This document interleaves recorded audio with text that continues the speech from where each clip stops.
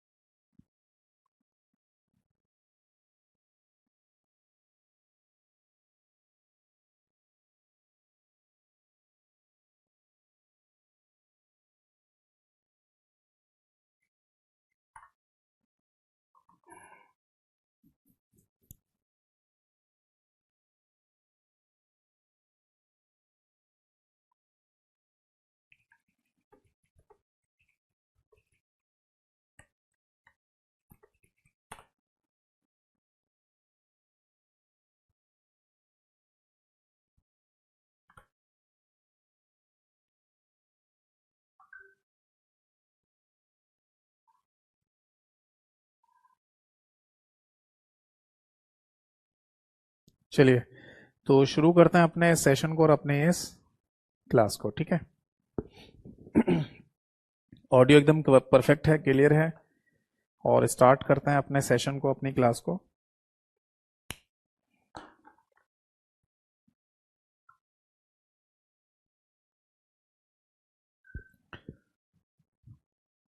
हम्म तो जैसा कि है ना, लास्ट क्लास में मैं आप सभी लोगों को नेटवर्किंग वाले चैप्टर के बारे में पढ़ा रहा था, और नेटवर्किंग वाला जो चैप्टर है ना वो हमने कंप्लीट कर लिया है।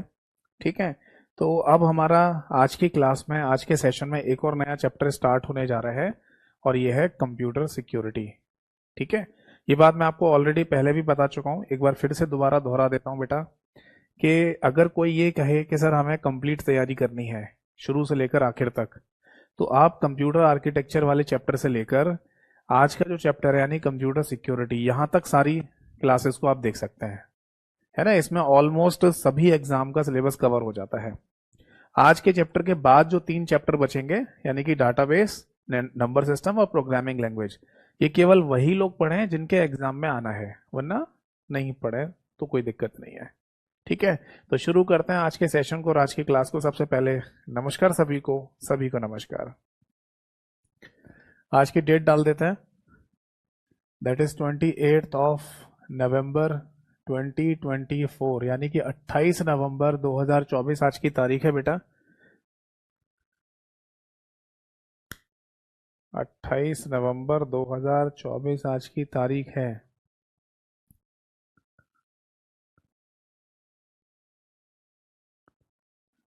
ये डेट कैसे है ना, धुंधली धुंधली आ गई भाई।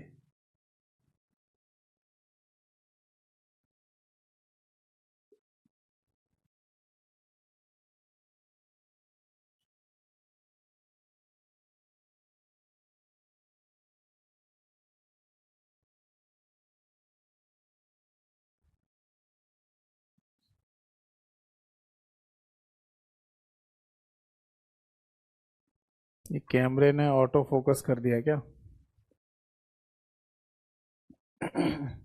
मैं तो क्लियर दिख रहा हूँ, ये डेट कैसे धुंधली दिख रही है?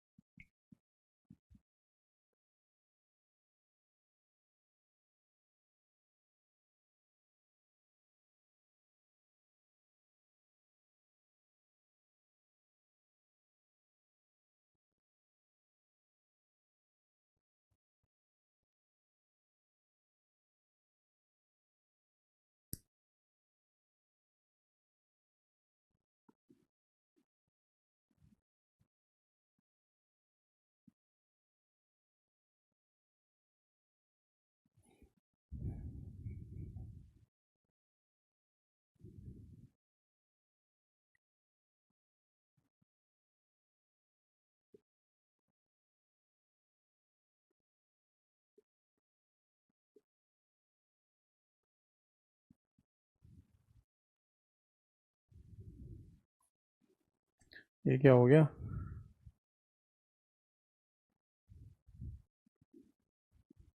एक सेकंड रुकिए बस।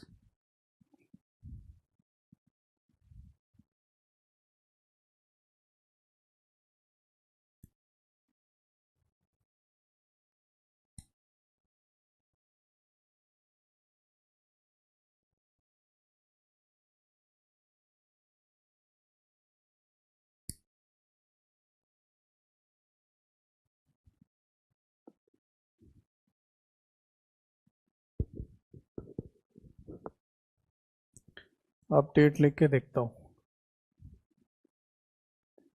आज की डेट है 28 नवंबर 2024।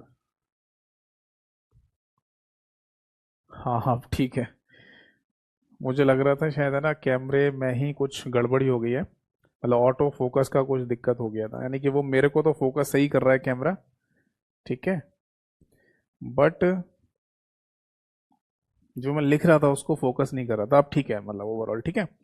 तो देखिए, मैं आप सभी लोगों को यही बात बोल रहा था कि हमने ना अभी तक जितने भी चैप्टर्स कंप्लीट किए हैं, यानी कि कंप्यूटर आर्किटेक्चर से लेकर नेटवर्किंग तक, वो तो देखनी है, और आज का चैप्टर भी देखना है जिसको कंप्लीट तैयारी करनी है, जिसका नाम है कंप्यूटर सिक्योरिटी। ठीक है जी, तो शुरू करते हैं। एंड वंस अगेन नमस्कार सभी को नमस्कार। चैप्टर का नेम डाल देते हैं, दैट इज कंप्यूटर सिक्योरिटी।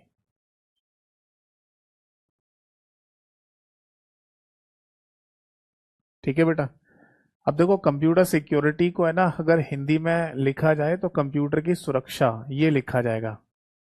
ठीक है, और ध्यान से सुनिएगा, जो मैं समझाने जा रहा हूँ आपको बताने जा रहा हूँ। देखो, कंप्यूटर सिक्योरिटी की अगर हम बात करते हैं यानी कंप्यूटर की सुरक्षा की बात करते हैं तो इसको कई बार सिलेबस में ना साइबर सिक्योरिटी या साइबर सुरक्षा भी लिख कर दे देते हैं या केवल सिक्योरिटी शब्द भी लिख के दे देंगे, तो तीनों का मतलब सेम ही है। मैं फिर से समझा दूं, अगर आपके किसी एग्जाम में सिक्योरिटी शब्द लिखा हुआ आ जाए या साइबर सिक्योरिटी लिखा हुआ आ जाए या कंप्यूटर सिक्योरिटी लिखा हुआ आ जाए, तीनों का मतलब सेम ही होता है, यानी कि आपको यही वाला चैप्टर पढ़ के जाना है। ठीक है जी। अब इस चैप्टर में बेसिकली हमको पढ़ना क्या होता है, देखो हम है ना अक्सर जब भी कोई पेपर के क्वेश्चंस देखते हैं, प्रीवियस ईयर पेपर के क्वेश्चन देखते हैं, मॉक के क्वेश्चन देखते हैं या कोई बुक में क्वेश्चन देख रहे होते हैं, तो हम अक्सर देखते हैं कि वायरस वॉर्म वगैरह को लेकर एग्जाम में क्वेश्चन पूछ लिए जाते हैं, है ना। तो ये वायरस वॉर्म का पूरा कॉन्सेप्ट है क्या, एक ही बार में हमें इनके बारे में समझ में आ जाए ताकि इनसे संबंधित हम क्वेश्चन, हर एक क्वेश्चन का आंसर दे पाए, ये भी जरूरी है ना। दूसरी बात कि हम है ना कई बार वायरस शब्द को देखते हैं, कई बार वॉर्म शब्द होता है, ट्रोजन हॉर्स होता है, इनमें क्या डिफरेंसेस होते हैं।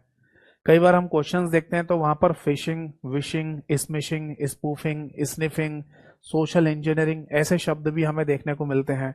तो इन शब्दों में क्या डिफरेंस होता है, इन शब्दों का क्या मीनिंग होता है, तो यही सब बातें है ना हम इस चैप्टर के अंदर डिस्कस करते हैं। और डेफिनेटली है ना आप देखना, अगर ये चैप्टर आप शुरू से एंड तक देखेंगे, पढ़ेंगे, सुनेंगे, तो आप इनसे रिलेटेड हर एक क्वेश्चन का आंसर दे के आएंगे अपने एग्जाम में। समझ में आ गई बात। चलो तो इस चैप्टर को शुरू करते हैं। ठीक है जी। कोई सिंगल भी डाउट रहे दिमाग में तो आप पूछते जाना इस टॉपिक से रिलेटेड। ठीक, देखो हमारा ये जो चैप्टर है ना, इसकी शुरुआत होती है एक शब्द से जिसका नाम है दैट इज मालवेयर।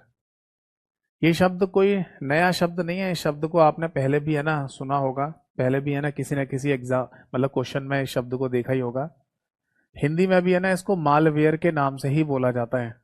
ठीक है।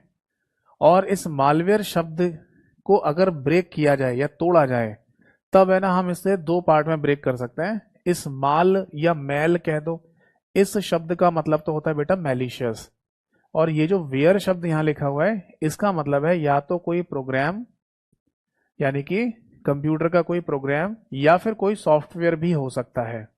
अब सॉफ्टवेयर और प्रोग्राम क्या होते हैं ये तो मैं आपको ऑलरेडी एक चैप्टर ही पढ़ा चुका हूं, है ना, उसमें मैंने प्रॉपर तरीके से ये सारी बातें क्लियर आपको समझाई थी। तो यहां पर बेसिकली ये कहा जा रहा है कि मालवेयर का मतलब है मैलिशियस प्रोग्राम या मैलिशियस सॉफ्टवेयर। अब इस मैलिशियस शब्द का मीनिंग क्या होता है बेटा, इसका मतलब होता है हार्मफुल। इसको हार्मफुल कहा जाएगा और हिंदी में इसको है ना नुकसानदायक बोला जाता है। यानी मोटा मोटा आप इसे ऐसे कह सकते हैं कि कंप्यूटर का कोई प्रोग्राम या कंप्यूटर का कोई सॉफ्टवेयर कंप्यूटर के लिए ही नुकसानदायक हो गया है तो उसको हम मालवेयर के नाम से बोल देंगे। मालवेयर की डेफिनेशन क्या हो जाएगी, कंप्यूटर का कोई प्रोग्राम या सॉफ्टवेयर जो कंप्यूटर के लिए ही नुकसानदायक हो, that is known as malware. ठीक है। अब ये ऐसी डेफिनेशन लिखने की जरूरत नहीं होती है क्योंकि ऐसी डेफिनेशन पूछते नहीं है, तो बस ये मीनिंग पता होना चाहिए कि मालवेयर का मतलब क्या है। बात समझ में आ गई। अब इसके एग्जाम्पल यानी उदाहरण कौन कौन से होते हैं। देखो बेटा, आपने वायरस का नाम सुना है, सुना ही होगा। आपने वॉर्म या वर्म कह देते हैं इसको, WORM, या आपने एक नाम और सुना होगा दैट इज ट्रोजन या ट्रोजन हॉर्स, है ना। या आपने एक नाम और भी सुना होगा जिसको हम लॉजिक बॉम्ब के नाम से बोलते हैं। या आपने एक नाम और भी शायद सुना हो पढ़ते समय या देखा हो, ब्लेंडेड थ्रेड्स, ब्लेंडेड थ्रेड्स। तो ये जितने भी नाम मैंने यहां पर लिखे हैं ये सारे के सारे नाम मालवेयर के एग्जाम्पल हैं। ठीक है। और जैसे है ना कई बार ऐसा होता है ना कि हम अपने कंप्यूटर को स्कैन कर रहे होते हैं एंटीवायरस के थ्रू, तो एंटीवायरस ने ना एक मैसेज लिख कर दिया कि अ ट्रोजन हॉर्स डिटेक्टेड, यानी कि आपके कंप्यूटर में ट्रोजन हॉर्स पाया जाता है या पाया गया है ना। तो फिर भी हम क्या बोल देते हैं कि हमारे कंप्यूटर में एक वायरस है। तो क्या ये बात सही है, सही बोल रहे हैं? नहीं, ये गलत बोल रहे हैं हम।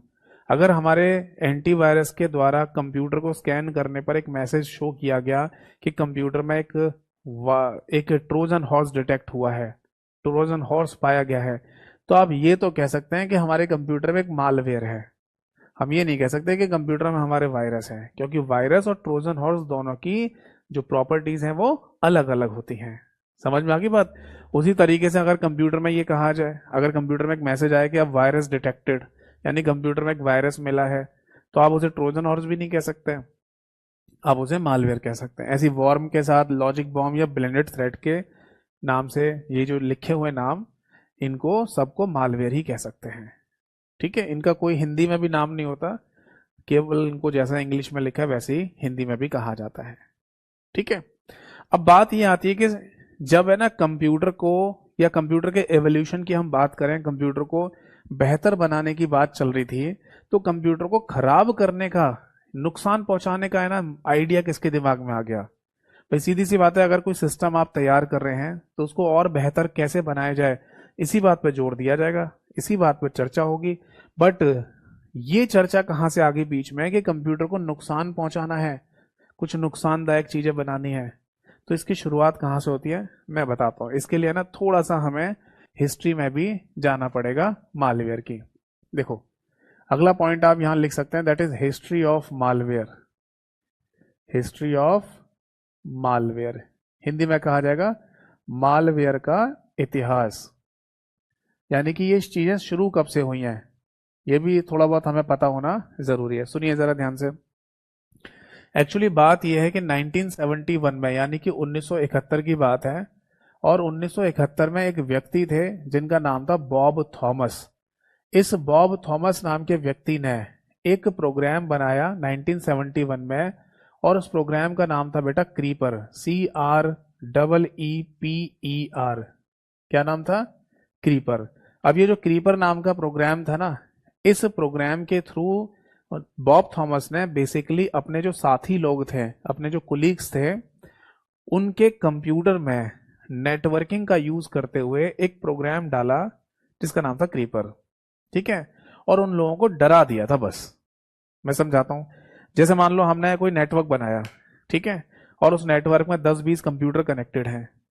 ठीक है, अब हम एक कंप्यूटर से, ये जो 10-20 कंप्यूटर कनेक्टेड हैं जिस नेटवर्क में, उन सभी कंप्यूटर्स में ना नेटवर्किंग का यूज करते हुए एक प्रोग्राम डाल दें, और जब उन कंप्यूटर्स को कोई भी व्यक्ति चलाएगा, जैसे ही ऑन करेगा, तो उसे ऑन करते हुए ही एक मैसेज मिले या उस प्रोग्राम की वजह से एक आउटपुट मिल जाए।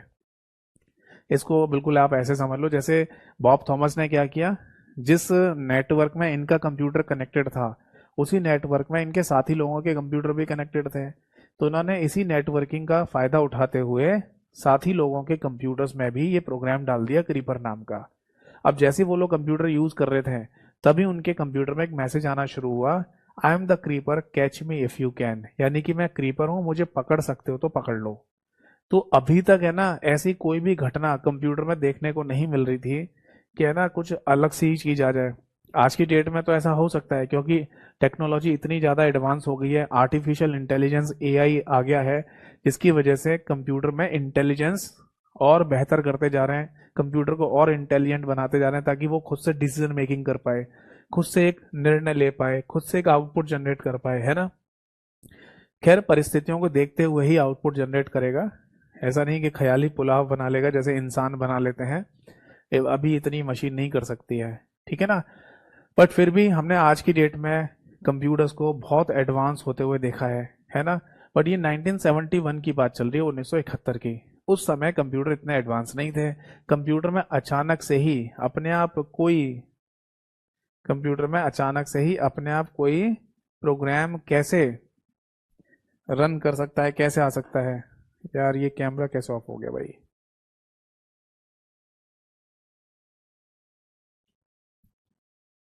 ये क्या दिक्कत आ गई?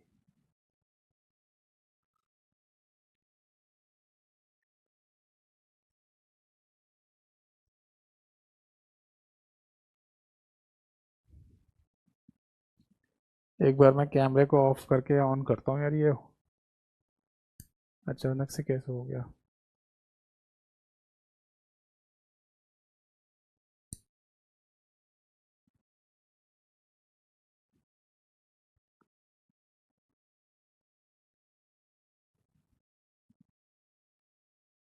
अभी तो ठीक है।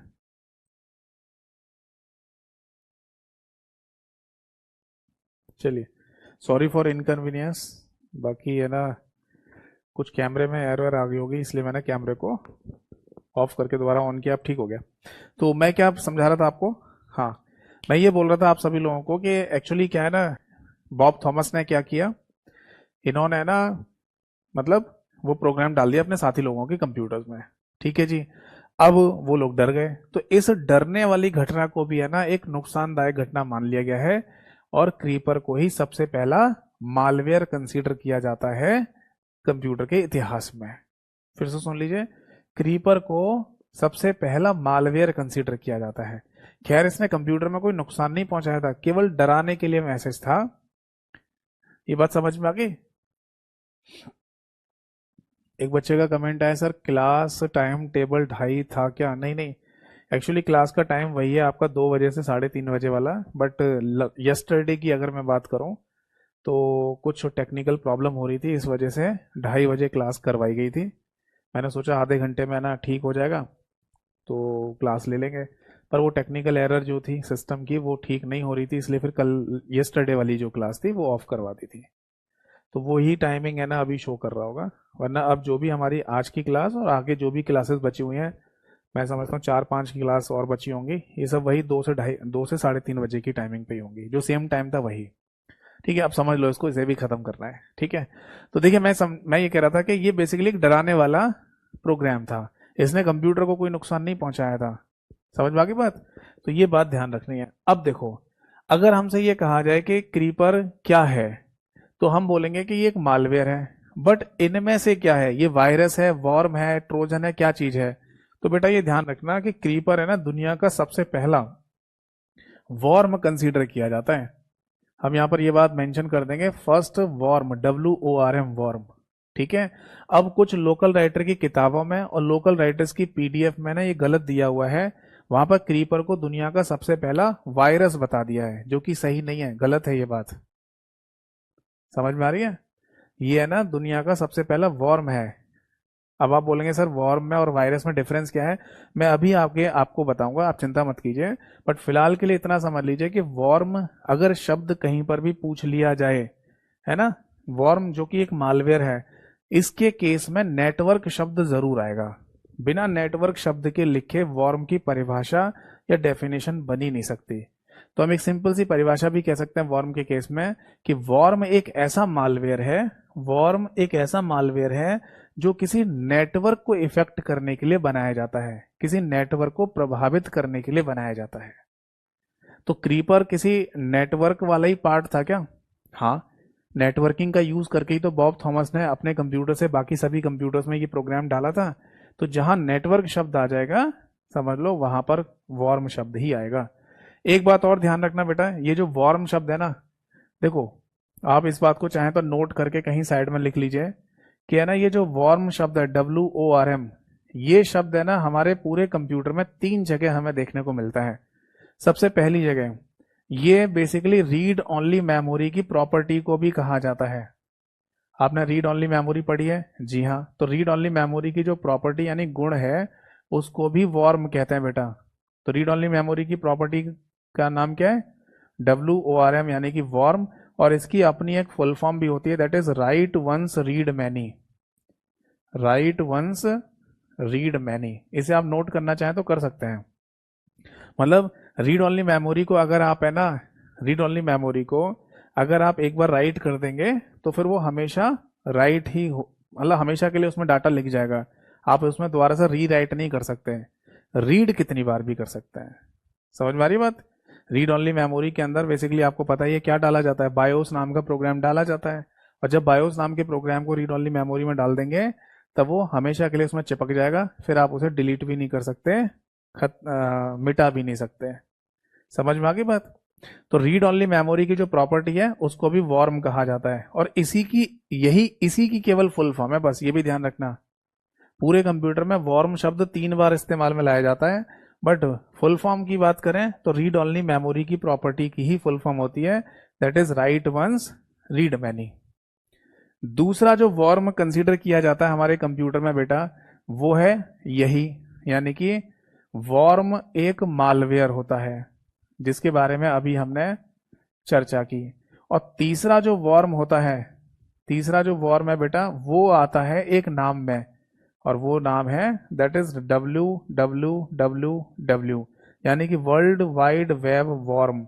ये जो चौथा वाला जो डब्लू लिखा हुआ है इसका मतलब भी वॉर्म ही होता है। और ये क्या था बताइए कमेंट सेक्शन में जल्दी से फटाफट। मैंने 4 बार डब्लू आपको कहाँ पर बताया था क्लास में, यानी कि 4 बार डब्लू की अगर हम बात करें तो ये क्या था। बहुत ज़्यादा पुरानी बात नहीं है, अभी बीते कुछ चैप्टर पहले ही हमने ये बात पढ़ी थी। कमेंट सेक्शन में जरूर बताइएगा, बाकी मैं तो बता देता हूँ। मैंने आपको जब सर्च इंजन पढ़ाया था इंटरनेट वाले चैप्टर में, तब बताया था कि दुनिया का सबसे पहला जो सर्च इंजन है वो आर्ची के नाम से माना जाता है। बट एक क्लेम भी किया जाता है 4 बार डब्लू, यानी कि वर्ल्ड वाइड वेब वॉर्म। इस ये 4 बार डब्लू वाला जो सर्च इंजन है वो क्लेम किया जाता है कि ये भी दुनिया का सबसे पहला ही सर्च इंजन था। अब इसके पीछे की कहानी क्या थी वो मैं आपको ऑलरेडी क्लास में बता चुका हूँ। ठीक है, तो ये ध्यान रखना कि वॉर्म 3 जगह कंसीडर किया जाएगा पूरे कंप्यूटर में, जिसमें फुल फॉर्म केवल रीड ओनली मेमोरी की जो प्रॉपर्टी है वॉर्म उसकी होती है, बस राइट वंस रीड मैनी। बाकी ना तो सर्च इंजन वाले वॉर्म की कोई फुल फॉर्म है और ना ही इस वाले वॉर्म की कोई फुल फॉर्म है। ठीक है, अब बात आती है 1986 की, यानी कि 1986 की। देखो बेटा 1986 में यानी कि 1986 में दो भाई जो कि पाकिस्तान में रहने वाले भाई थे, पाकिस्तान के थे वो दोनों, जिनका नाम था बसित फारूक अलवी। बसित फारूक अलवी और अमजद फारूक अलवी एंड अमजद फारूक अलवी। ये बेसिकली पाकिस्तान में रहने वाले दो ब्रदर थे, दो भाई थे। और इन दोनों ने मिलकर ना एक प्रोग्राम लिखा था 1986 में, और इस प्रोग्राम का नाम था ब्रेन। क्या नाम था बेटा? ब्रेन। और इस ब्रेन नाम के इस मालवेयर को दुनिया का सबसे पहला वायरस कंसीडर किया जाता है, कंप्यूटर वायरस कंसीडर किया जाता है। ये बात समझ में आ गई सभी को? इस बात को आप ऐसे समझ लीजिए कि जो हम वायरस बोलते हैं ना कि हमारे कंप्यूटर में वायरस है या हमारे कंप्यूटर में वायरस की वजह से ये दिक्कत हो रही है, तो इसकी शुरुआत है ना इसी नाम से हुई थी 1986 में, ब्रेन नाम के वायरस से या वायरस की वजह से। तो इसने किया क्या था, मतलब उस टाइम 1986 में ना ब्रेन नाम के प्रोग्राम ने कर क्या दिया था कंप्यूटर में, जिससे इसको मालवेयर कहा गया, कंप्यूटर को नुकसान पहुंचाने वाला प्रोग्राम कहा गया। एक्चुअली 1986 के टाइम पर है ना माइक्रोसॉफ्ट कंपनी का जो ऑपरेटिंग सिस्टम है डॉस, माइक्रोसॉफ्ट कंपनी का ही ऑपरेटिंग सिस्टम, विंडोज तो हम यूज कर ही रहे हैं आज भी, बट जो डॉस ऑपरेटिंग सिस्टम है वो 1986 में उस समय काफी फेमस हुआ करता था। खैर डॉस ऑपरेटिंग सिस्टम बना तो 1981 में था, 1981 में, ये मैंने आपको लिखवाया भी था। तो 1981 में बना था, बट 1986 के टाइम पर भी है ना डॉस काफी फेमस हुआ करता था। तो 1986 में जो ये लोग है ना डॉस का इस्तेमाल कर रहे थे, डिस्क ऑपरेटिंग सिस्टम का, ठीक है, कंप्यूटर में। तो इन्होंने क्या किया, ब्रेन नाम के प्रोग्राम को कंप्यूटर में रन कराया। तो रन कराने से कंप्यूटर को, जो कंप्यूटर की स्क्रीन थी, टर्मिनल था, वो हैंग हो गया। यानी अब आप कुछ भी लिखेंगे कुछ लिखा ही नहीं जा रहा, कुछ भी है ना बटन दबा रहे हो कुछ कोई काम ही नहीं हो रहा, कोई कमांड लिख रहे हो कुछ भी नहीं हो रहा। यानी कि इस प्रोग्राम के थ्रू कंप्यूटर को कंप्लीटली हैंग कर दिया गया था। बस यहीं से दिमाग में आना शुरू हुआ लोगों के कि हम कंप्यूटर को खराब भी कर सकते हैं, और एक नई इंडस्ट्री खड़ी होगी जिसका नाम होगा एंटीवायरस। भाई अगर वायरस आ गया है तो एंटीवायरस तो बनेगा ही बनेगा। जैसे अगर कोरोना वायरस दुनिया में नहीं आता तो क्या उसकी वैक्सीन बनती? कभी नहीं बनती। जब वायरस आया तभी तो वैक्सीन बनी, और फिर वैक्सीन खरीदी और बेची भी गई, एक नया बिजनेस खड़ा हो गया, है नहीं? तो वैसे ही समझ लीजिए कि एक नया बिजनेस खड़ा हो गया जिसको एंटीवायरस के नाम से बोला जाता है। और आज भी एंटीवायरस है ना हम लोग यूज करते हैं अपने कंप्यूटर में वायरस से प्रोटेक्शन के लिए। तो 1986 का जो ये वायरस था ना, ये बहुत ज्यादा डेस्ट्रक्टिव वायरस नहीं था कि इसने कंप्यूटर को ये नुकसान पहुंचा दिया, बहुत तगड़ा नुकसान, फाइल डिलीट कर दी हो, डाटा करप्ट कर दिया हो, ऐसा नहीं था। केवल सिस्टम को हैंग कर दिया था बस। बट लोगों के दिमाग में आना शुरू हुआ कि हम कंप्यूटर को खराब करने वाली चीजें भी बना सकते हैं। ठीक है ना? अब बात यह आती है कि इसको खराब करने वाली ये चीजें बनाएगा कौन या बनाता कौन है। तो देखो सुनिए, कंप्यूटर में है ना ये सब चीजें, प्रोग्राम या सॉफ्टवेयर, इन सबको बनाया जाता है प्रोग्रामिंग भाषाओं के थ्रू। आपने सी प्लस प्लस, जावा या पाइथन का नाम सुना है? ये सब कंप्यूटर की प्रोग्रामिंग भाषाएं होती हैं। इन्हीं सी, सी प्लस प्लस, जावा या पाइथन जैसी प्रोग्रामिंग भाषाओं का इस्तेमाल करके आप एक ऐसे सॉफ्टवेयर या प्रोग्राम बना सकते हैं जो आपके और मेरे लिए बेनिफिशियल हो, जिनसे हम अपना काम पूरा कर पाएं। और सी, सी प्लस प्लस, जावा या पाइथन जैसी प्रोग्रामिंग भाषाओं का इस्तेमाल करके हम एक ऐसे भी प्रोग्राम या सॉफ्टवेयर बना सकते हैं जो कंप्यूटर को नुकसान पहुंचाए। यानी कि दोनों ही चीज़ें, पॉजिटिव वे में भी और नेगेटिव वे में, जो चीज़ें बनेंगी कंप्यूटर के लिए, उनके लिए जो रूट कॉज है वो सेम ही है, प्रोग्रामिंग भाषाएं सी, सी प्लस प्लस, जावा, पाइथन। यही आना चाहिए जिससे आप एक अच्छा सॉफ्टवेयर भी बना सकते हैं और एक खराब सॉफ्टवेयर भी बना सकते हैं। ये उसी तरीके से जैसे मान लो किसी व्यक्ति ने सेल्फ डिफेंस के लिए जूडो, कराटे, मार्शल आर्ट वगैरह सीखी, ठीक। अब ऐसी जूडो, कराटे, मार्शल आर्ट है ना, दो लोगों ने सीखी मान लीजिए, ठीक। अब एक व्यक्ति तो इसे सेल्फ डिफेंस के लिए यूज करता है, मतलब सामने से कोई आक्रमण करने आ रहा है, मारने आ रहा है, तब वो बचाव में ना मार्शल आर्ट या जूडो, कराटे का यूज करता है। और एक व्यक्ति बस शौकिया तरीके से कि मैंने मार्शल आर्ट, जूडो, कराटे सीखी है तो मैं किसी के ऊपर भी है ना अपना जोर आजमाइश करूंगा। मतलब सामने से कोई व्यक्ति आ रहा था और गलती से टकरा गया, वो गलती से, मतलब उस व्यक्ति की भी गलती ना हो सामने वाले की और आपकी भी नहीं थी, मतलब गलती से टक्कर हो गई। अब आप क्या कह रहे हैं, मेरे अंदर पावर है, मेरे अंदर मेरे को मार्शल आर्ट जैसे स्किल्स है मेरे पास, अब उसे पकड़ के मारपीट शुरू कर दिया आपने, जूडो, कराटे दिखा रहे हो उसको, तो जरूरी नहीं था ना। यानी कि आप नेगेटिव वे में अपनी जो क्षमताएं हैं, अपनी कैपेसिटी है ना, उसको दूसरे पे दिखा रहे हो। तूने टकराया कैसे? अरे गलती से हो गया होगा भाई। समझ में आ रहा है नहीं? तो किसी भी स्किल को, किसी भी है ना कैपेसिटी को दो तरीके से यूज किया जा सकता है, पॉजिटिव और नेगेटिव, दोनों तरीके से। समझ में आया?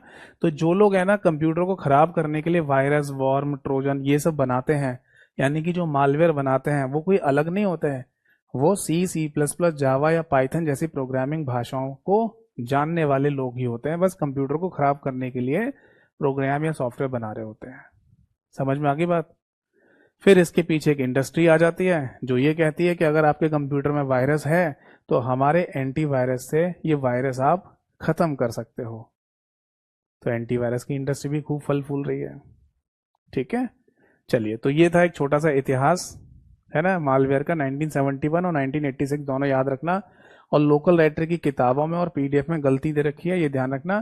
क्रीपर वॉर्म है सबसे पहला और ब्रेन सबसे पहला वायरस है, जबकि किताबों में क्रीपर को ही सबसे पहला वायरस लिखा गया, जो कि गलत है।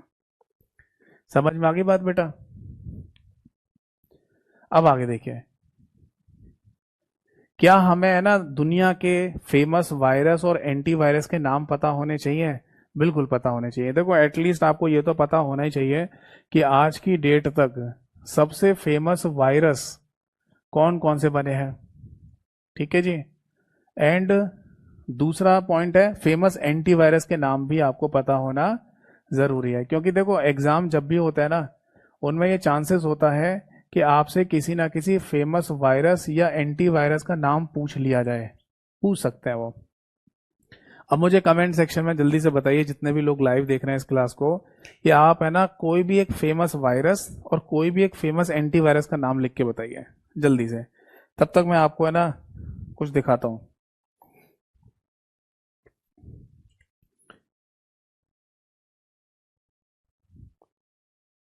तब तक मैं आपको कुछ दिखाता हूं। अभी है ना आपको मेरे कंप्यूटर का स्क्रीन शेयरिंग दिखाई देगा,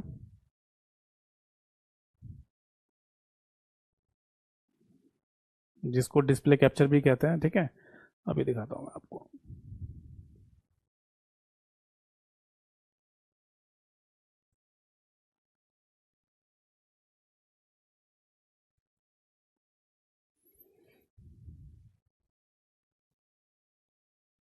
ये मैंने ना आप सभी लोगों के लिए एक फेमस वायरस और एंटीवायरस की है ना पीडीएफ फाइल बनाई है, और इस पीडीएफ फाइल को दिखाता हूँ। देखो, एक बार कमेंट सेक्शन में भी बता देना मेरे कंप्यूटर का डिस्प्ले कैप्चर आपको दिखाई दे रहा है।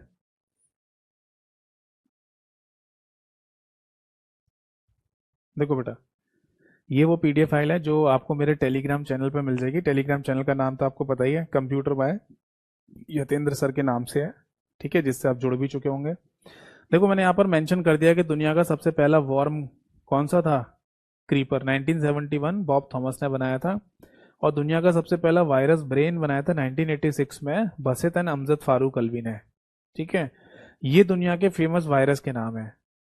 ठीक है, जिसमें से अभी कुछ समय पहले एक पेपर हुआ था, I think Haryana state government का ही पेपर था, जहां पर ये वाला क्वेश्चन पूछा था स्टक्सनेट का, कि इनमें से कौन सा वायरस का नाम है, तो एक ऑप्शन में लिखा था स्टक्सनेट। ये दुनिया के सबसे फेमस वायरस हैं जिन्होंने कंप्यूटर को ज्यादा नुकसान पहुंचाया है। जैसे निम्डा के नाम से, आई लव यू के नाम से भी एक वायरस आया था, ये सन 2000 में आया था, जब 1999 के बाद 2000 सन आई थी तब आया था ये वायरस।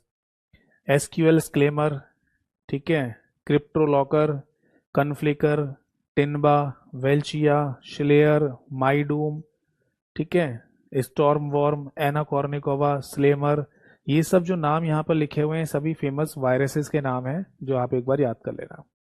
और ये हैं फेमस एंटीवायरस के नाम। ठीक है, जैसे बिट डिफेंडर, ये माइक्रोसॉफ्ट कंपनी का ही है, ये आपको विंडोज ऑपरेटिंग सिस्टम के अंदर ही मिल जाएगा। नॉर्टन भी एक एंटीवायरस है, मैं पर्सनली है ना नॉर्टन एंटीवायरस को रिकमेंड करूंगा, अगर कोई एंटीवायरस खरीदना चाहे, यूज करना चाहे तो नॉर्टन को यूज कर सकते हैं। ठीक है, ये ठीक रहता है। Avira antivirus, F secure, Caspar sky, ठीक है, इसका ट्रेंड माइक्रो, कुछ समय पहले एक पेपर हुआ था जहां पे ट्रेंड माइक्रो वाला भी क्वेश्चन पूछा था। Webroot secure, ESET NOD 32, G data, Comodo window, Quick Heal, है ना, अवस्थ, मैकेफी, ये सभी एंटीवायरसेस के नाम हैं, इनको एक बार जरूर देख के जाएं। ठीक है जी, तो ये पीडीएफ है ना, आप यूज कीजिएगा एक बार, चाहे तो आप इसका प्रिंट आउट निकलवा लेना, चाहे तो आप मोबाइल में, कंप्यूटर में या टैबलेट में जिसमें देखकर इसे पढ़ना चाहें पढ़ सकते हैं। ठीक है भाई, समझ आ गए सभी को? ठीक है, अब आगे बढ़ते हैं। तो देखिए, फेमस वायरस और एंटीवायरस के नाम तो हमें एटलीस्ट पता चल गए। अब जैसा कि मैं देख पा रहा हूँ, एक बच्चे ने ये पूछा है कि सर ये वायरस कंप्यूटर के और इंसानी जीवन के वायरस में क्या डिफरेंस है, ऐसा कुछ पूछा एक बच्चे ने। तो मैं आपको समझाता हूँ, देखो ध्यान ध्यान से। देखो, इंसानी जीवन के जो वायरस होते हैं ना, वो एक बायोलॉजिकल टर्म है ना, वो एक मतलब एक तरीके से बायोलॉजिकल प्रोसेस है जिसको जीवन भी कहते हैं, है नहीं? तो उसमें एक वायरस किसी न किसी बॉडी से, चाहे वो है ना कोई जानवर की बॉडी हो, चाहे वो किसी पक्षी की बॉडी हो, है ना, चाहे वो किसी इंसान की बॉडी हो, वायरस किसी में भी पनप सकता है, डेवलप हो सकता है। आप बोलेंगे सर ऐसे कैसे हो सकता है, कोई चीज हो सकती है, आपने बायोलॉजी पढ़ी है, इंसान भी तो ऐसे ही बना होगा भाई, इंसान जो है वो भी तो कभी ना कभी खुद से ही डेवलप हुआ होगा।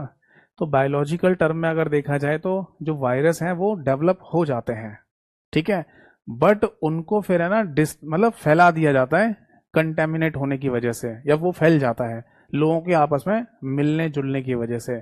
जैसे मान लो किसी जानवर से या किसी पक्षी से है ना कोई वायरस इंसान की शरीर में आ गया, अब इंसान एक दूसरे से जब भी मिलते हैं, ग्रीटिंग्स करते हैं, तो हाथ मिलाते हैं, हैंडशेक करते हैं, तो जनरली हाथ से हाथ जब मिलाते हैं तो ये वायरस डिस्ट्रीब्यूट हो जाता है, एक से दूसरे में चला जाएगा, दूसरे से तीसरे में चला जाएगा, और इस तरीके से इंसान वायरस को फैलाता चला जाता है। यही तो केस हमने देखा था कोरोना वायरस के केस में, कि लोग एक दूसरे से मिल रहे थे तो वो वायरस फैलता जा रहा था, इसीलिए फिर लॉकडाउन लगाए गए ताकि लोगों से मिलन ना हो पाए, वो एक दूसरे के पास ना आ पाए, तो इस वायरस को रोका जा सके, है ना।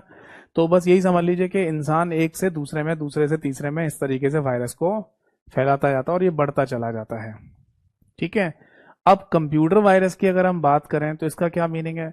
कंप्यूटर वायरस का मतलब यह है कि कोई प्रोग्राम है जो बनाया गया होगा सी, सी प्लस प्लस, जावा या पाइथन जैसी भाषा में, ठीक है। अब इस प्रोग्राम को बनाने के बाद ये कंप्यूटर में डाल दिया जाए, अब ये कैसे भी आए, है ना, जैसे मान लो किसी ने अपने कंप्यूटर में बनाया, फिर कंप्यूटर में से पेन ड्राइव में चला गया, और पेन ड्राइव से फिर किसी दूसरे कंप्यूटर में चला गया, दूसरे से तीसरे में चला गया, ऐसे भी जा सकता है, ठीक है ना। तो वायरस के डिस्ट्रीब्यूट होने के कई सारे केसेस हो सकते हैं, कई सारे रास्ते हो सकते हैं, बट आज की डेट की अगर हम बात करें तो ये वायरस, वॉर्म, ट्रोजन, ये सब जो मालवेयर्स होते हैं, इनके फैलने का सबसे मेन कॉज या कारण होता है इंटरनेट। आज के समय पर इंटरनेट के थ्रू ही सबसे ज्यादा डिस्ट्रीब्यूट होता है, सबसे ज्यादा कंप्यूटर्स में इंटरनेट के थ्रू ही ये चीजें पहुंच रही हैं, ठीक है ना। बट जैसे इंसानी वायरस की अगर हम बात करें, इंसान के शरीर में जो वायरस लग जाता है, वैसे ही कंप्यूटर के लिए भी यही कहा जाता है कि इंसान ही फैला रहा है, क्योंकि जब तक इंटरनेट कॉमन नहीं था, यही चीजें देखने को मिल रही थी कि हम क्या करते थे, एक कंप्यूटर से किसी फाइल को लेकर दूसरे कंप्यूटर में डाल देते थे, कैसे, पेन ड्राइव वगैरह के थ्रू, है ना, या सीडी डीवीडी के थ्रू डाल दिया हमने। तो इस तरीके से ना कंप्यूटर से कंप्यूटर भी ये वायरस फैलता जा रहा था। ठीक है ना, वायरस क्या, एक फाइल है। ठीक है, अब वो फाइल है ना एक कंप्यूटर से दूसरे कंप्यूटर में चली जाएगी। ये वैसे ही है जैसे आप अपनी कुछ फोटोग्राफ्स को एक कंप्यूटर से कॉपी करके दूसरे कंप्यूटर में पेन ड्राइव के थ्रू डाल दो, तो फोटोग्राफ भी तो फाइल ही होती है, वो आप डाल रहे हैं एक कंप्यूटर से दूसरे कंप्यूटर में, ऐसी वायरस वाली फाइल भी चली जाएगी। समझ में आ गई बात? ठीक है। एक एक मैं अपनी तरफ से भी नॉलेज वाली बात बताता हूँ आपको, ये भी हमें पता होनी चाहिए कि वायरस इंसानी शरीर में फैलता कैसे है, ये भी ध्यान रखना। देखो, इंसानी शरीर में जो वायरस आ जाता है ना, चाहे वो कोरोना वायरस ही क्यों ना हो, वो बेसिकली अपने सेल्स को डेवलप करता है। क्यों? क्योंकि उनके अंदर सेल्फ रेप्लिकेशन की एक प्रॉपर्टी होती है। सेल्फ रेप्लिकेशन का मतलब होता है रिप्रोड्यूस इटसेल्फ, यानी खुद उत्पन्न होने का गुण। अब जैसे वायरस आपके लंग्स पे इफेक्ट कर रहा है, यानी कि वायरस आया आपके शरीर में और आपके लंग्स को पकड़ लिया उसने। ठीक है, अब वो क्या करेगा, लंग्स की जो कोशिकाएं होती हैं, बॉडी सेल्स होते हैं, उनको तो वो डेड करता रहेगा, मारता जाएगा, और अपने सेल्स को डेवलप करता जाएगा। अपनी सेल्स यानी कोशिकाओं को वो बनाता जाता है, और इस तरीके से वायरस फैल रहा है, ये कहा जाता है किसी बॉडी में। आपने सुना होगा किसी पेशेंट की है ना तबीयत बहुत खराब होती जा रही है, तो उसमें क्या बोलते हैं डॉक्टर्स कि भाई इन्फेक्शन फैल गया है, इन्फेक्शन बढ़ रहा है बॉडी में। तो इन्फेक्शन किसकी वजह से फैलता है? हमेशा वायरस की वजह से। तो वायरस बढ़ रहा है, फैल रहा है बॉडी में, इसलिए इस इंसान को बचा पाना शायद अब मुश्किल होगा, डॉक्टर बोलते हैं ना। तो वायरस है ना इंसानी शरीर के अंदर सेल्फ रेप्लिकेशन वाले प्रोग्राम को करता है, यानी खुद ब खुद अपनी कॉपीज बनाता जाता है, अपनी कोशिकाएं बनाता जाता है। अब कंप्यूटर के अंदर अगर कोई वायरस आता है तो वो कैसे फैलता है? क्या वो भी है ना अपनी कॉपीज बनाता है? क्या वो भी रेप्लिकेट होता है? हाँ, कंप्यूटर के अंदर भी जो कंप्यूटर वायरस होते हैं वो भी है ना रेप्लिकेट होते हैं, वो खुद अपनी कॉपीज डेवलप करते आते हैं, बढ़ते जाते हैं। आप बोलेंगे सर ऐसे कैसे? इंसानी शरीर जैसा जो वायरस होता है वैसा वायरस थोड़ी है कंप्यूटर में जो अपने आप अपनी कोशिकाएं बना रहा होगा। वैसा सेम नहीं है, बट यहाँ पर प्रोग्रामिंग भाषा का एक कॉन्सेप्ट इस्तेमाल में लाया जाता है जिसे लूपिंग कहते हैं। एक कॉन्सेप्ट होता है बेटा जिसे लूप या लूपिंग कहा जाता है। ठीक है, अब ये क्या चीज है? देखो, प्रोग्रामिंग भाषाओं में जो लूप नाम का मेथड है ना, इसके थ्रू आप किसी भी प्रोग्राम को जितनी बार चाहें उतनी बार रन करा सकते हैं, चला सकते हैं। जैसे सपोज दैट कि ज्यादातर जो प्रोग्राम बनाए जाते हैं कंप्यूटर में, उनको जब आप कंप्यूटर में रन कराते हो तो वो आउटपुट प्रोड्यूस करते हैं और बंद हो जाते हैं, एक बार चलता है प्रोग्राम।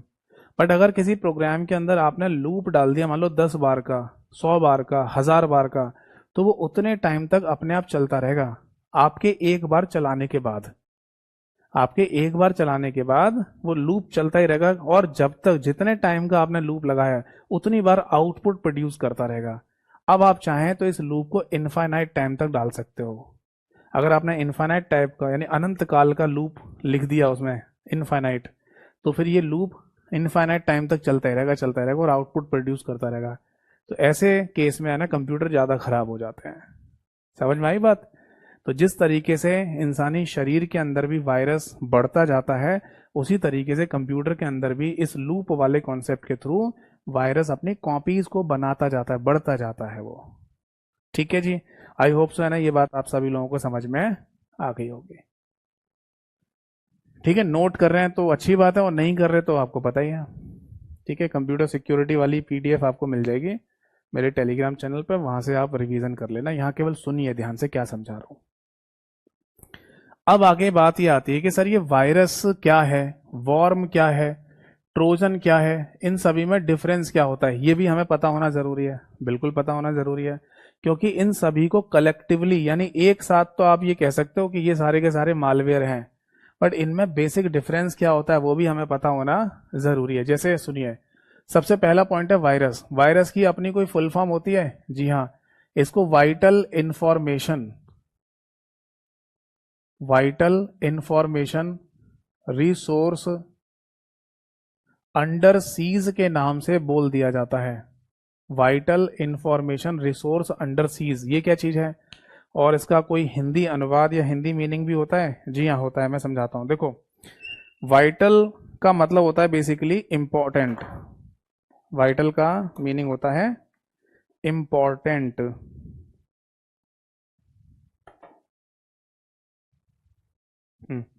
तो मैं कह रहा था कि इसका कोई हिंदी नाम भी है। हाँ, वाइटल का बेसिकली मतलब होता है इंपॉर्टेंट, और इंफॉर्मेशन वाला सूचना, रिसोर्स मतलब जहां पर ये रखी हुई है, स्रोत, अंडर सीज यानी ब्लॉक कर देना, ब्लॉक हो गई है वो, मतलब कोई आपकी इंफॉर्मेशन थी, इंपॉर्टेंट सूचना इंफॉर्मेशन थी जिसको किसी ने ब्लॉक कर दिया है, जिसको आप यूज ना कर पा रहे हो, तो इसी कंडीशन को वायरस कहा जाता है। Vital information resource under seize, समझ में आया? ये उसी तरीके से सीज करना, जैसे मान लो किसी के है ना घर की, मकान की या दुकान की कुड़की होती है, आपने कुड़की नाम सुना है? सीज करना है ना, प्रशासन के द्वारा, सरकार के द्वारा ना किसी घर को, मकान को, दुकान को है ना सीज कर दिया जाता है, और ये कह दिया जाता है एक सरकारी मोहर लगाकर कि जब तक गवर्नमेंट ऑर्डर पास ना करे या कोर्ट ऑर्डर ना आ जाए तब तक इसको खोलना अवैध है, इसको खोला नहीं जा सकता, ठीक है ना। तो उसी तरीके से सीज कर दिया। अब मान लो उस घर के, मकान या दुकान के अंदर है ना कुछ भी अंदर सामान है, तो उसको आप यूज नहीं कर पाएंगे क्योंकि वो सीज कर दिया गया है। तो उसी तरीके से ये क्या करेगा, आपकी इंफॉर्मेशन को सीज कर देगा, आप उसे यूज नहीं कर पा रहे हैं, ठीक है। ये इसका फुल फॉर्म दिया गया है। दूसरा पॉइंट आता है बेटा कि ये एक सेल्फ रेप्लिकेट प्रोग्राम होता है। सेल्फ रेप्लिकेट प्रोग्राम, अगर इस बात से आप नहीं समझ पाए हैं तो आप इसको ऐसे भी लिख सकते हैं, reproduce itself program, reproduce itself program. और अभी भी अगर नहीं समझ पाए हैं तो आप हिंदी में लिख लो, खुद उत्पन्न होने का गुण, खुद उत्पन्न होने का गुण। ये बेसिकली हमें देखने को मिलता है वायरस के अंदर। यानी कि जैसे कि मैं अभी बता रहा था आपको कि प्रोग्रामिंग लैंग्वेज का एक कॉन्सेप्ट होता है लूप वाला, तो अगर किसी वायरस वाले प्रोग्राम में लूप लगा दिया गया है, और जनरली लगा ही होता है, तो ये क्या करता है, अपने आउटपुट प्रोड्यूस करता रहता है। जब तक कंप्यूटर में रहेगा ये अपने आउटपुट प्रोड्यूस करता रहेगा लूप की वजह से, जिसको आप ये भी कह सकते हैं कि वो अपनी कॉपीज बना रहा है। समझ में आ रही है बात?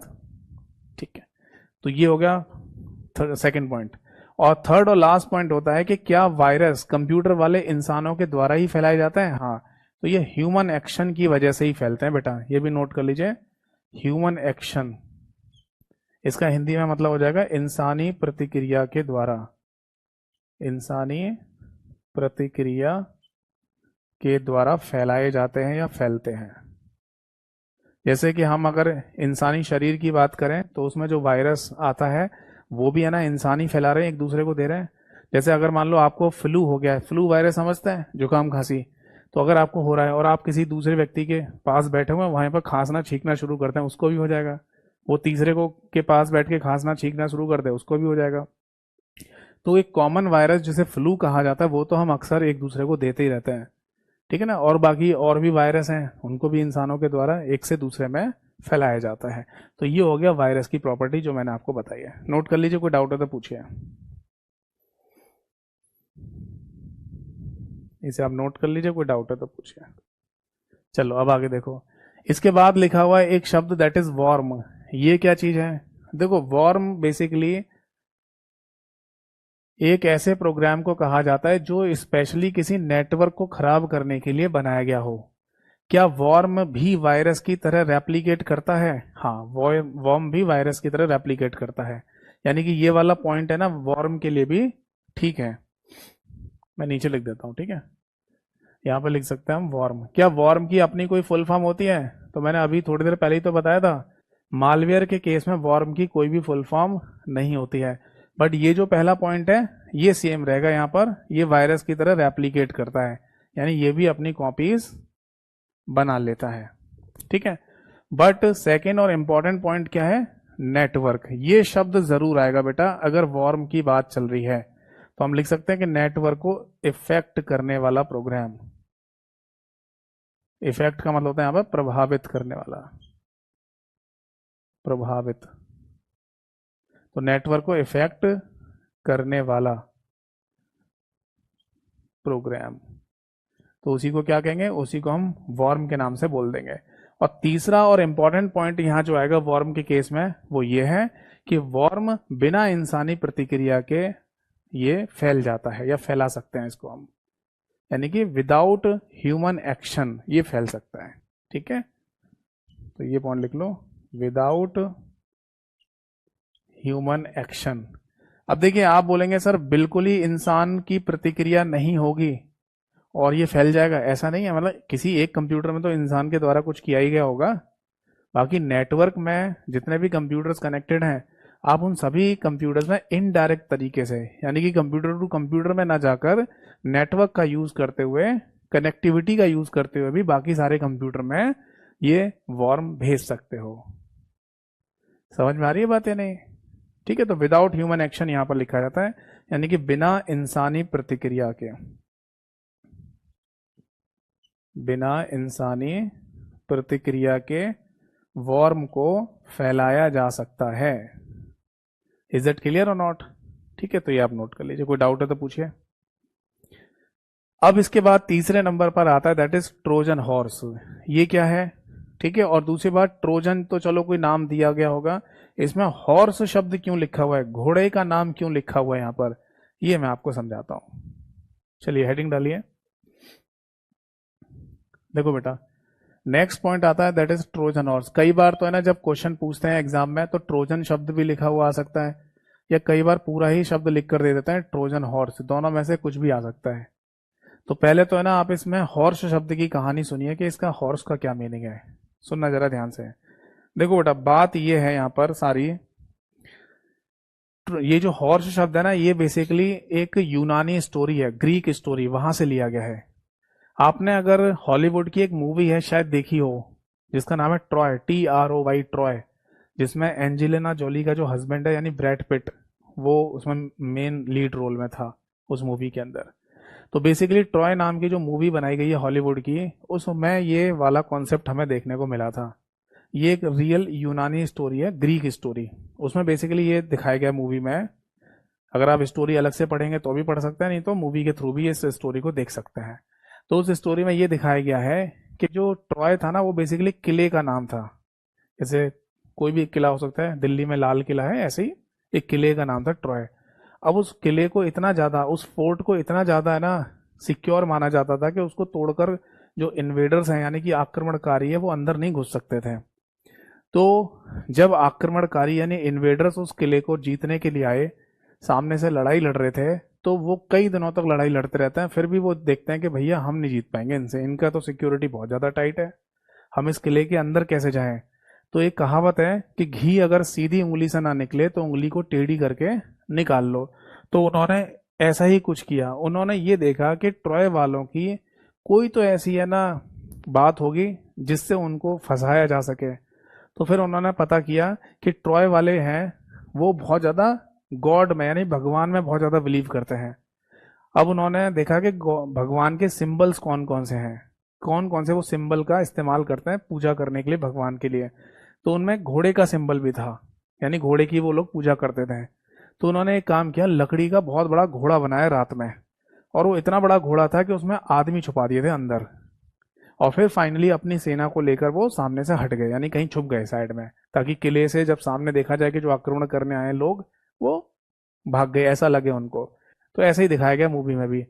तो फाइनली है ना, जब ट्रॉय वाले देखते हैं, राजा देखता है कि भैया सेना तो भाग गई सुबह होते ही, और फाइनली है ना एक घोड़ा सा बना के छोड़ गया। वो क्या है, अब 3 लोग यहाँ पर मुख्य आदमी हैं जो उस घोड़े के पास आते हैं।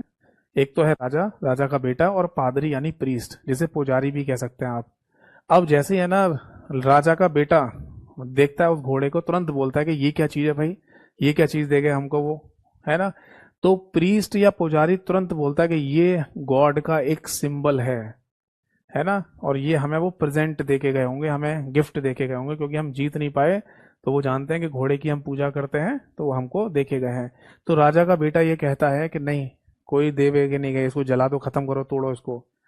तो अगर शायद ऐसा होता तो उसके अंदर छुपे हुए जो इतने सिपाही थे उनको मार दिया जाता, या वो पकड़ में आ जाती ये बात कि ये नुकसानदायक है ना। मतलब इसके घोड़े का कोई मीनिंग नहीं है, इसमें छुपे हुए हैं सिपाही, है ना। बट राजा जो होता है ना, वो तुरंत बोलता है नहीं बेटा तुम चुप रहो, प्रीस्ट साहब यानी कि पुजारी जो है, पादरी जो है, वो सही बोल रहे हैं, उनकी बात को मान लो। तो जैसे ही है ना मान लिए जाती है बात भैया पुजारी की, पादरी की, और फिर उस घोड़े को लेके जाते हैं किले के अंदर। जश्न का माहौल होता है, जीत की खुशी होती है, सब लोग नशे में होते हैं, दारू शारू चल रही होती है, पार्टी चल रही होती है। फिर जैसी रात होती है, जब सब लोग सो रहे होते हैं, उस समय उस घोड़े को तोड़कर वो सिपाही बाहर निकलते हैं, किले का दरवाजा खोला जाता है और फाइनली जो सेना छुपी हुई थी उसको ऑर्डर दे दिया जाता है कि अब आक्रमण करने के लिए तैयार हो जाओ, और इस तरीके से ट्रॉय के किले को जीत लिया जाता है। तो ये एक स्टोरी दिखाई गई है मूवी में, जो कि रियल स्टोरी है, ग्रीक स्टोरी बोली जाती है।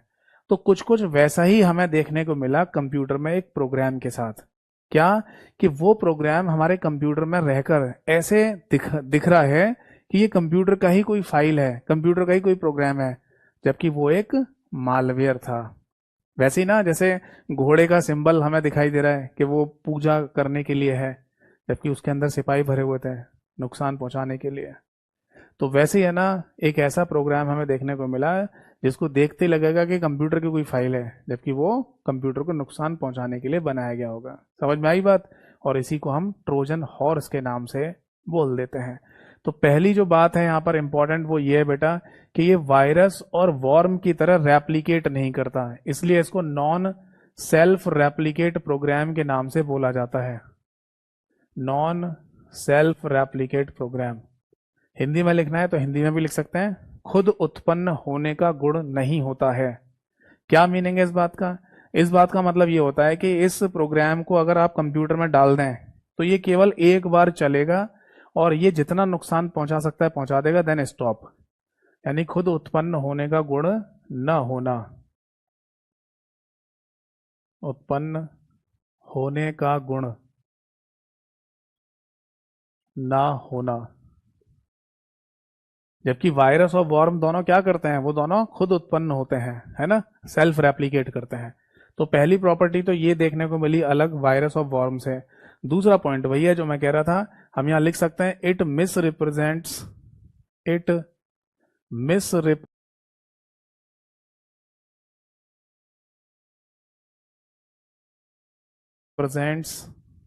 itself to be appear useful। इसका हिंदी अनुवाद हो जाएगा कि यह खुद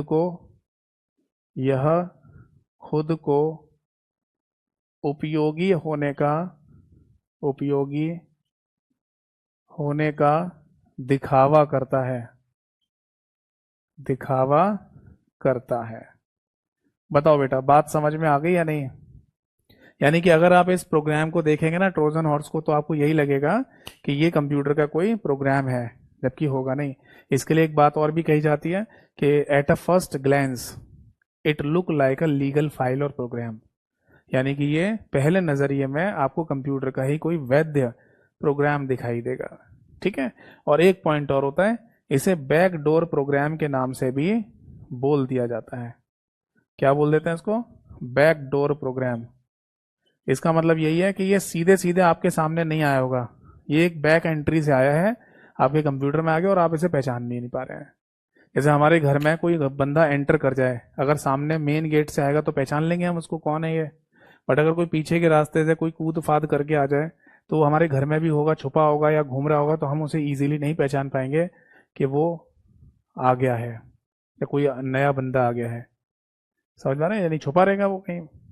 तो इसी तरीके से इसको बैकडोर प्रोग्राम के नाम से बोल दिया जाता है। और इसी तरीके का है ना क्वेश्चन है ना, लास्ट ईयर एक एग्जाम हुआ जहां पर पूछा भी गया था कि इनमें से बैकडोर एंट्री प्रोग्राम किसे कहा जाता है जो कंप्यूटर को नुकसान पहुंचाने के लिए बनाए जाते हैं। इस तरीके से लंबी चौड़ी कहानी लिख दी जाती है क्वेश्चन में, सिंपल सा आंसर होता है, दैट इज ट्रोजन हॉर्स। बताओ बात समझ में आ गई या नहीं? अब इसके बाद आता है एक और प्रोग्राम जिसे लॉजिक बॉम्ब कहते हैं। ये क्या है इसको समझाता हूं। देखो बेटा, आपने ना पुरानी मूवीज देखी हैं, हमारी इंडिया वाली जो मूवीज भारत की, और उन मूवीज में ना अक्सर दिखाया जाता था पिक्चरों में लास्ट में टाइम बॉम्ब। पुरानी पिक्चरों में तो अक्सर दिखाया जाता था। तो जैसे टाइम बॉम्ब होते थे ना, उसी तरीके से आप मान लो एक प्रोग्राम है जिसका नाम है लॉजिक बॉम्ब। टाइम बॉम्ब की क्या घटना होती थी? टाइम बॉम्ब की घटना ये दिखाई जाती थी कि टाइमर सेट कर देते थे, 2 मिनट 5 मिनट का टाइम सेट कर दिया और एक्टिवेट कर दिया। अब वहां से दूर भागना होता था ताकि वो जो मेन लोकेशन है जब वो ब्लास्ट होगी तो आप बच जाएं। इसी बीच में फाइटिंग दिखाते थे, फिर जो गुंडा होता था, विलेन होता था, वो उसके पास रह जाता था, हीरो वहां से दूर भाग जाता था और ब्लास्ट हो जाता था। ऐसे ही दिखाते थे। तो उसी तरीके से समझ लो कि टाइम बॉम्ब में एक कंडीशन है जिसे टाइम कहा जा रहा है, और उसी टाइम के अकॉर्डिंग वो ब्लास्ट होगा। वरना तो ऐसा होना चाहिए ना कि बॉम्ब है और जैसे आप कोई बटन दबाएं या उसको कोई पिन निकालें तभी फट जाना चाहिए, तभी नहीं फट रहा, टाइम के अकॉर्डिंग फटेगा, कंडीशन के आधार पर फटेगा। तो उसी तरीके से हमने एक प्रोग्राम बनाया, एक मालवेयर बनाया, जिसमें कंडीशन मिलने पर ही वो एक्टिवेट होगा और कंप्यूटर को खराब करेगा। तो ऐसे प्रोग्राम को लॉजिक बॉम्ब के नाम से बोल दिया जाता है। समझ में आ गया सभी को? तो हम यहाँ ये बात लिख सकते हैं कि इंटेंशनली यानी कि जानबूझकर किसी सिक्योरिटी सिस्टम में एक प्रोग्राम का डाला जाना, और वो तभी एक्टिवेट होगा जब वो कोई कंडीशन में पा लेगा, तभी एक्टिवेट होकर कंप्यूटर को खराब करेगा। तो इसका जो स्टेटमेंट है वो ऐसे लिखा जा सकता है कि इट इज इंसर्टेड, है ना, it is inserted intentionally into the security system and that will set off after some specified conditions are met. It is inserted into the, it is inserted intentionally यानी जानबूझकर, intentionally inserted into the security system and that will set off after some specified conditions are met. यानी कि ये जानबूझकर किसी सुरक्षा प्रणाली में डाल दिया जाता है और जब कोई कंडीशन मिल जाएगी उसके मिलने के बाद ही ये एक्टिवेट होकर कंप्यूटर को खराब करेगा। तो इसे बोलते हैं बेटा लॉजिक बॉम्ब। ठीक है, लिखने की जरूरत नहीं है। ठीक है, जो पॉइंट मैंने आपको इंग्लिश और हिंदी में बताया वो आपको पीडीएफ फाइल में लिखे हुए मिल जाएंगे। बताओ बात समझ में आ गई या नहीं?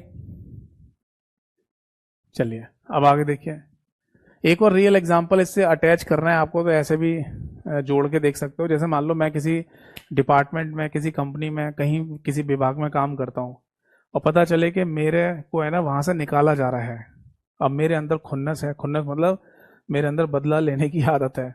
तो मैं सोच रहा हूँ कि वहां का कुछ ना कुछ नुकसान तो करके जरूर जाऊंगा। ये उसी तरीके से जैसे स्कूल कॉलेजेस में नहीं होता है कि जब आपका कॉलेज में लास्ट डे है, फिर आपको कभी नहीं आना वहां पर, तो आप कुछ ना कुछ तोड़ फोड़ करके चले आते हो, नुकसान करके पूरे साल की ना फ्रस्ट्रेशन निकाल के चले आते हो कि हमारे साथ पूरी साल भर ऐसा किया तो हम नुकसान पहुंचाएंगे। ठीक है ना? जैसे खासकर है ना इंजीनियरिंग कॉलेज वगैरह में हमें ऐसा देखने को मिलता है कि लास्ट डे जब होता है बच्चों का, फाइनल ईयर हो जाती है, तो कॉलेज में नुकसान नुकसान करके भागते हैं। अब होती है कुछ बच्चों में आदत, मैं ये नहीं कह रहा कि सभी लोग ऐसा करके आते होंगे। ठीक है, तो इसका सिंपल सा मतलब क्या है कि आप वहां पर जानबूझकर है ना चीजों को खराब करने की कोशिश कर रहे हैं। ठीक है, तो ऐसी एक एग्जांपल मान लो, जैसे आप किसी डिपार्टमेंट या विभाग में काम करते हैं और वहां पर आपको लग रहा है कि मेरे को यहाँ से निकाला जा रहा है और आप चाहते हैं कि मैं यहाँ का कुछ नुकसान करके जाऊं। तो आप मान लीजिए वहां का जो मैनेजर है या कोई अधिकारी है उसके कंप्यूटर को कनेक्ट कर लो, अगर आप कंप्यूटर से काम कर रहे हो तो, और एक प्रोग्राम उसके कंप्यूटर में डाल दो। ठीक, अब वो प्रोग्राम है ना उसमें एक कंडीशन है कि 2 दिन बाद एक्टिवेट होकर वो कंप्यूटर को खराब कर देगा। तो 2 दिन तक तो कुछ भी नहीं होगा, आपको निकाल दिया वहां से। अब 2 दिन तक तो कोई 2 दिन बाद वो एक्टिवेट होगा, टाइम लगा हुआ है ना, तो आपके ऊपर कोई शक भी नहीं करेगा कि वही बंदा करके गया था।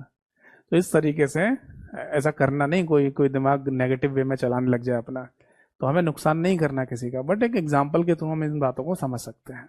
ठीक है, चलो अब एक लास्ट पॉइंट और बचा हुआ है, दैट इज ब्लेंडेड थ्रेट। ये क्या होता है समझाता हूं, देखो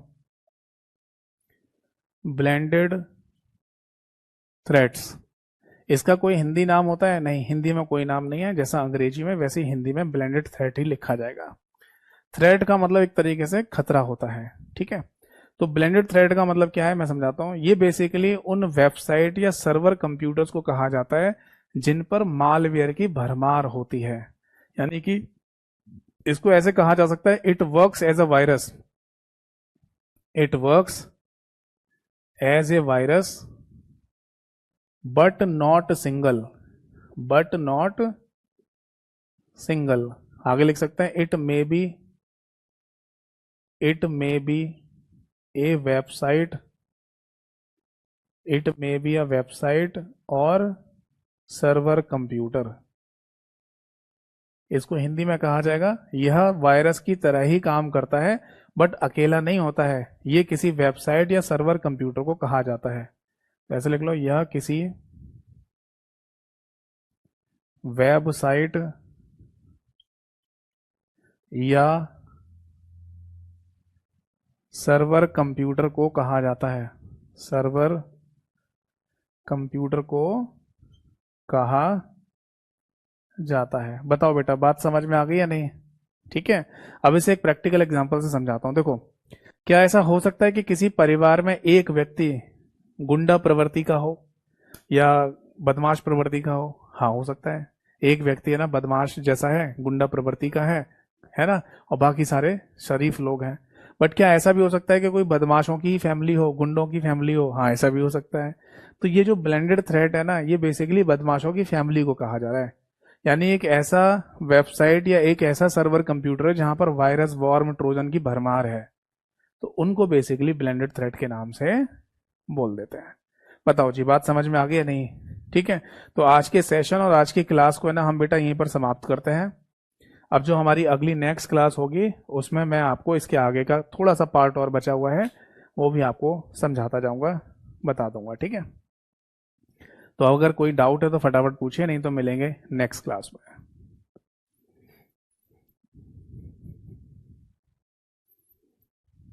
बताइए कमेंट सेक्शन में एक बार बताओ, ये मालवेयर का कॉन्सेप्ट समझ में आया? अगली जो हमारी क्लास होगी ना वो और ज़्यादा इंटरेस्टिंग होगी, क्योंकि उसमें हमें बहुत सारे टाइप्स पता चलेंगे, बहुत सारे नए नए शब्द पता चलेंगे। ये शब्द तो खैर हमने पहले से भी सुन रखे होंगे, एक दो शब्दों को छोड़कर, वरना अगली क्लास में हमें नए नए शब्द भी पता चलेंगे इस लाइन के, इस इंडस्ट्री के, कंप्यूटर सिक्योरिटी वाली टर्म्स जो होते हैं। ठीक है, तो आज के सेशन और आज की क्लास में यहीं पर समाप्त किया जाता है, अगली क्लास में मिलेंगे। बाकी जाते जाते यही बोलूँगा कि अगर किसी को कोई डाउट हो एमसीक्यूज पढ़ते समय, क्योंकि थ्योरी तो इससे ज़्यादा नहीं पढ़नी है आपको, बट एमसीक्यू पढ़ते समय कोई डाउट हो तो आप मुझे मेरे व्हाट्सएप पर भी क्वेश्चन भेजकर पूछ सकते हैं, डाउट क्लियर कर सकते हैं। जितना जल्दी होगा मैं रिप्लाई करने की पूरी कोशिश करूंगा। व्हाट्सएप नंबर मैंने क्लास के शुरुआत में 1 मिनट का जो गाइडेंस दिया था वहां पर बताया ही है। ठीक है, तो चलिए फिर आज के सेशन को यहीं समाप्त करते हैं, अगली बार मिलेंगे, नेक्स्ट टाइम मिलेंगे। ठीक है, थैंक यू सो मच। जय हिंद, वंदे मातरम।